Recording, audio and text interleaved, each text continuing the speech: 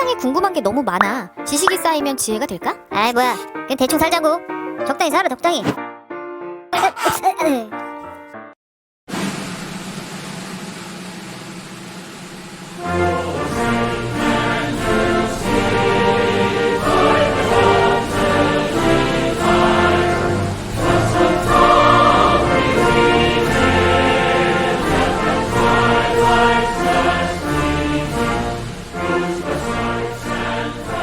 별이 빛나는 깃발이라는 제목의 곡으로 1931년 제정된 미국의 국가입니다. 시인이었던 프랜시스 스코키가 작사하고 존 스태퍼드 스미스가 작곡한 곡인데요. 이 곡은 미국 내 논란이 많았습니다.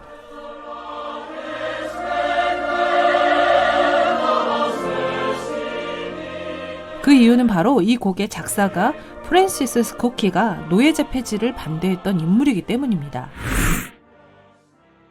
게다가 3절에 그 어떤 피난처도 그 용병들과 노예들을 폐주의 공포와 무덤의 암흑으로부터 구해주지 못했고 라는 표현이 인종차별적인 표현이 아니냐는 논란을 피할 수 없었습니다.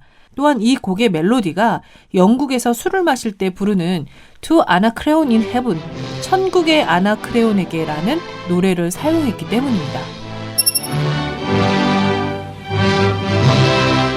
워낙 곡의 음이 높아서 쉽게 부르기 어렵기도 하고 술을 마실 때 부르던 타국의 노래를 그대로 썼다는 것에 국가교체 논란이 꾸준히 제기되고 있는 곡입니다. 그렇다면 대한민국은 어떨까요?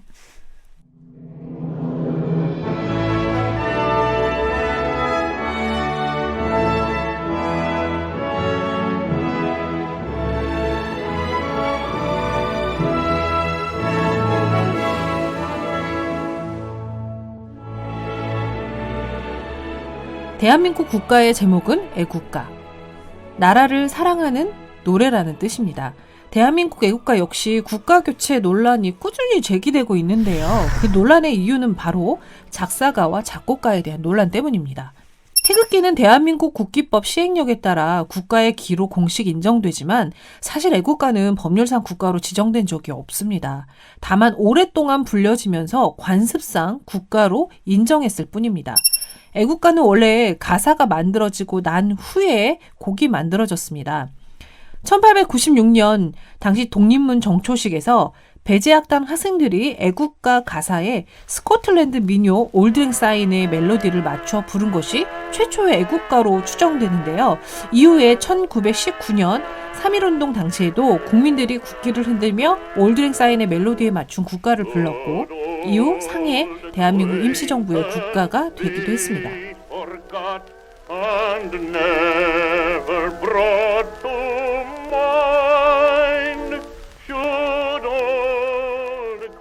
한 번쯤 들어보셨을 겁니다. 동해물과 백두산이 마르고 닳도록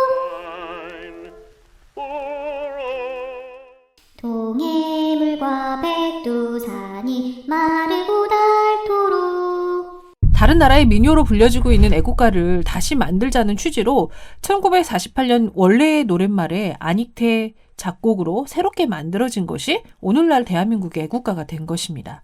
애국가에 대한 논란은 여기서부터 시작합니다. 바로 작곡가 안익태가 1938년 일왕을 찬양하는 음악 에텐 라쿠를 작곡하고 독일에서 활동 당시 만주 환상곡을 지휘했다는 논란으로 민족문제연구소가 발간한 친일파 인명사전에 친일파로 등재되었기 때문입니다. 만주국은 일본이 중국에 세운 괴뢰국가로 만주에서 우리 독립군을 살상하던 역할을 했는데 이러한 만주국을 찬양하는 곡을 안익태가 지휘했다는 의혹을 받고 있기 때문입니다. 하지만 안익태 재단과 유족 측은 음악가로서 일본의 위성국인 만주국 건국을 축하하는 곡을 작곡하고 지휘했다는 이유만으로 민족의 반역자가 될 수 있는가?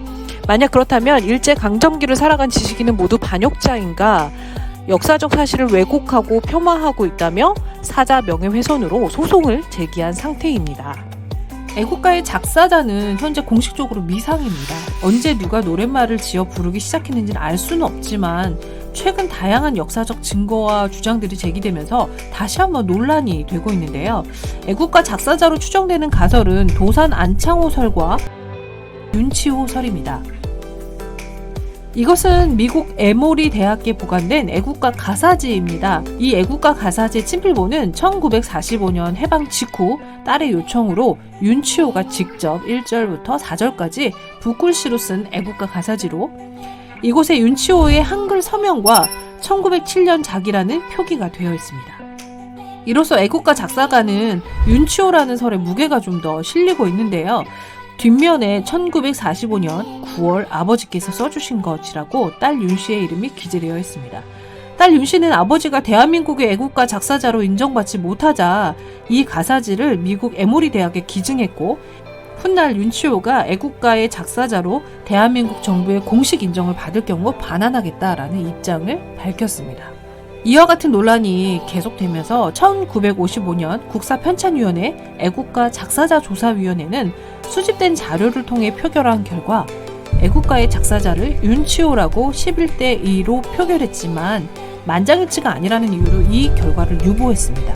일각에선 아마도 친일파인 윤치호가 애국가의 작사자로 확정되는 것에 부담을 느낀 것이 아니냐라는 의견도 있었습니다. 현재 우리의 애국가는 작사자 미상으로 남은 상태입니다.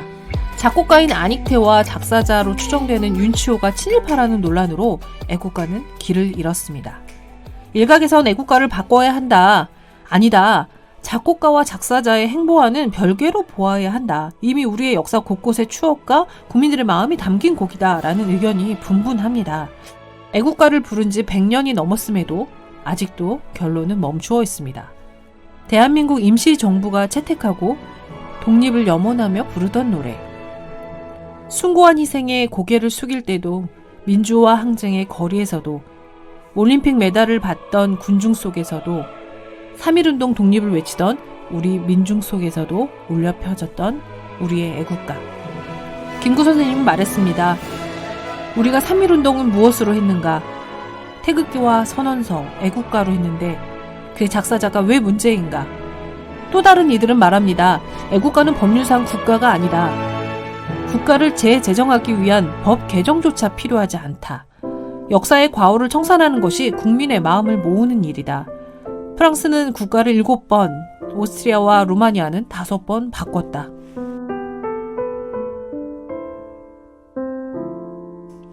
여러분의 생각은 어떠신가요? 우리 민족의 슬픔과 기쁨, 역사의 곳곳에서 우리의 마음을 모았던 애국가, 어떤 길을 찾아줘야 할까요? 애국가의 뜻은 나라를 사랑하는 노래입니다.